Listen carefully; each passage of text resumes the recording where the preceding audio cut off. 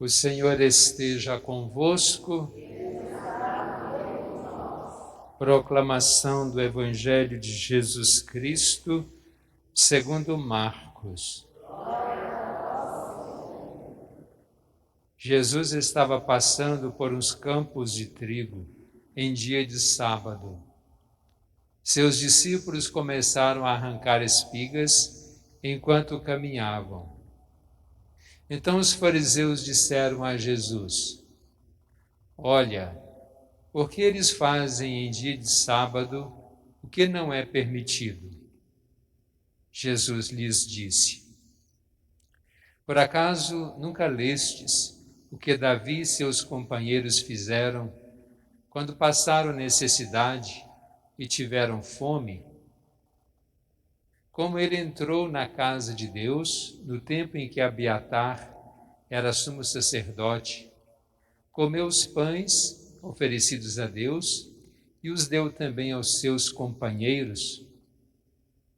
No entanto, só aos sacerdotes é permitido comer esses pães. E acrescentou: O sábado foi feito para o homem e não o homem para o sábado. Portanto, o Filho do Homem é Senhor também do sábado. Palavra da salvação. Glória a vós, Senhor.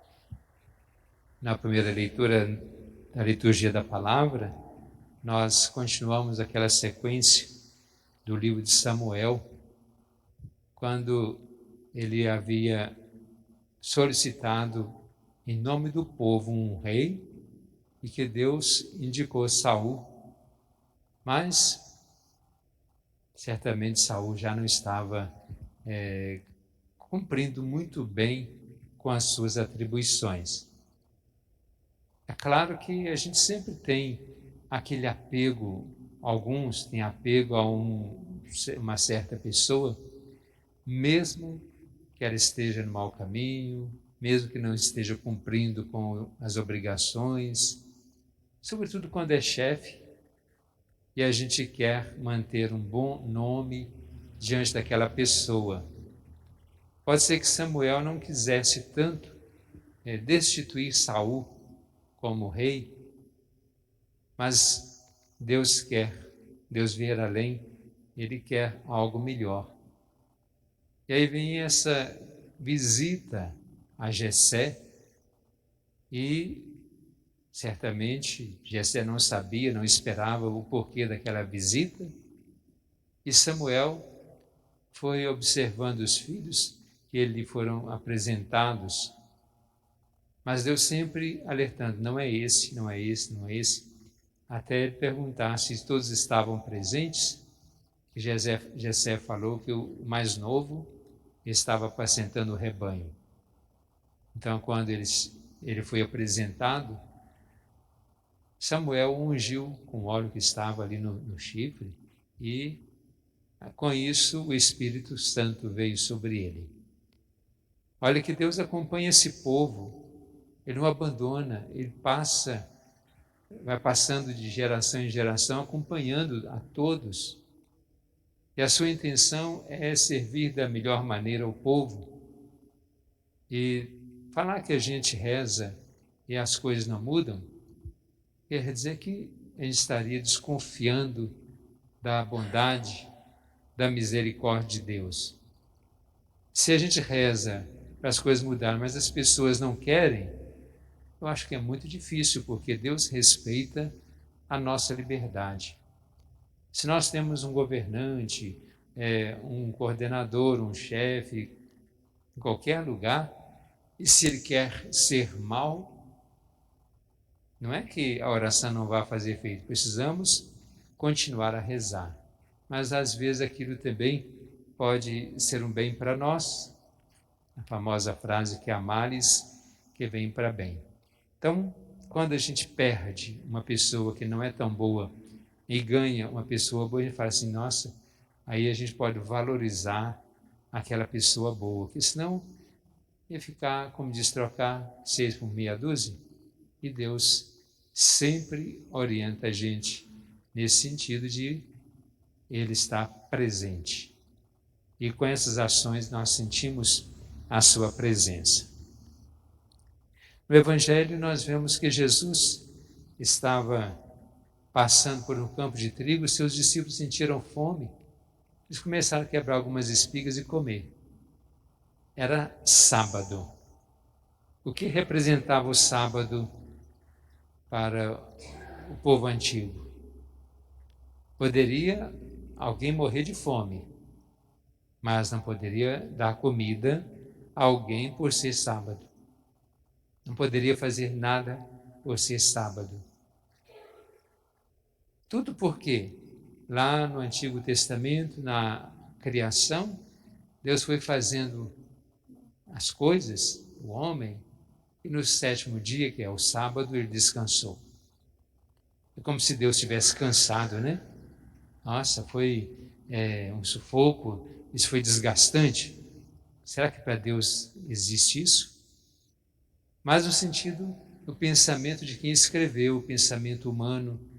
E aí vieram aquelas leis, sobretudo em Deuteronômio, quando nos falam que o sábado deveria ser guardado como dia do Senhor, dia de preceito.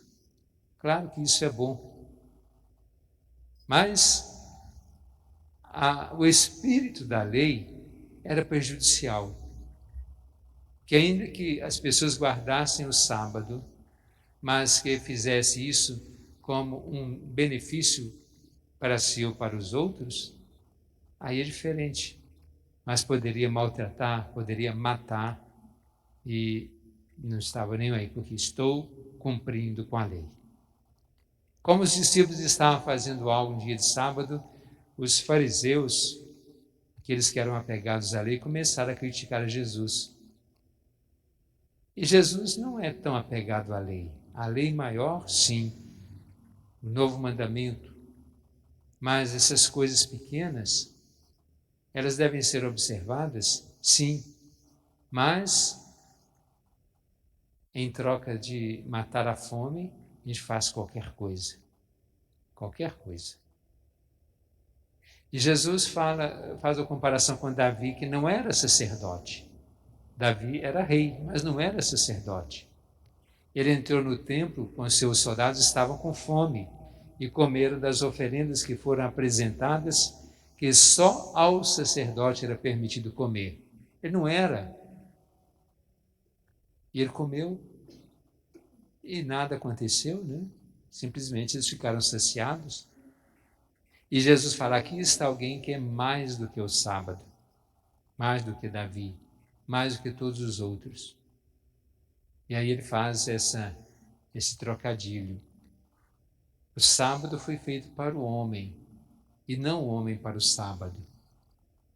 Quer dizer, a lei foi feita para nós, e não nós feitos para a lei. A lei é para nos orientar, não para nos escravizar. Precisamos das leis, e a gente vai sempre vendo novas leis criadas, leis justas e leis injustas vão sendo criadas. Nós não precisamos das injustas. Nós deveríamos ter cabeça e quem faz mais ainda para criar leis justas. O Salmo diz, a lei do Senhor Deus é perfeita. E muitas leis vão sendo criadas em contraposição à lei de Deus, que é perfeita. Se nós hoje celebramos o domingo como dia de preceito, não é porque Deus descansou no domingo, mas pelo contrário, porque Ele ressuscitou no domingo. A própria palavra domingo vem de Dominus, Dominica Dies, que é dia do Senhor, porque Jesus ressuscitou no domingo, é o dia mais nobre do ano. Todos os domingos é como se fosse o dia da Páscoa. Então, por isso que nós guardamos o domingo como dia do preceito. E precisamos do dia do domingo para muitas coisas. Só não podemos trocar o dia do Senhor por um dia a mais de lucro, um dia a mais de tantas atividades, e nós não tirarmos o nosso tempo para o encontro com Deus, porque o dia foi cansativo, desgastante, o dia foi cheio, não tive tempo. sendo que o primeiro tempo do que nós podemos fazer no domingo é para o Senhor. O resto, sim, posso até preencher com outras coisas necessárias, mas que eu não dispense o compromisso, a responsabilidade, o valor que o domingo traz para nós. Vamos fazer a nossa prece pedindo a Deus que nos ajude cada vez mais a entender a sua lei e vivê-la profundamente.